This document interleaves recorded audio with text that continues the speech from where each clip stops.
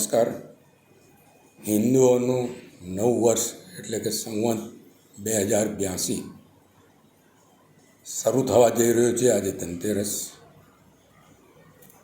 ત્યારે તમામને દીપાવલીની શુભેચ્છા પાઠવું છું, નવા વર્ષના અભિનંદન પાઠવું છું. સાથે સાથે જ આપણા વડાપ્રધાનજી જે મનોકામના છે અને જે રીતે આપણે એક મહારથી દેશ સામે લડી રહ્યા છે, ટેરિફનો સામનો કરી રહ્યા છે, ત્યારે જે સ્વદેશી અભિયાન માટે એમણે મુહિમ ઉઠાવી છે.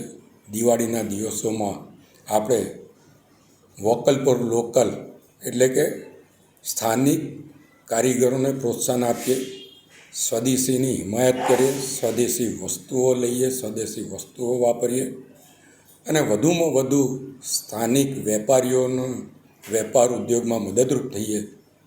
એ આજની તાતી જરૂરિયાત છે. નવા વર્ષ માટે આપણે આટલો સંકલ્પ લઈએ કે સ્વદેશી અપનાવીશું, સ્વદેશી ખરીદીશું, સ્વદેશી વાપરીશું, સાથે જ અમારા લોકલ કારીગરો પાસેથી વસ્તુઓ ખરીદીશું અને લોકલ કારીગરોને મદદરૂપ થઈશું. એ જ અભ્યર્થના સાથે ફરી આપ સૌને નવા વર્ષની શુભેચ્છાઓ. આભાર. Subscribe now and press the bell icon. Never miss an update.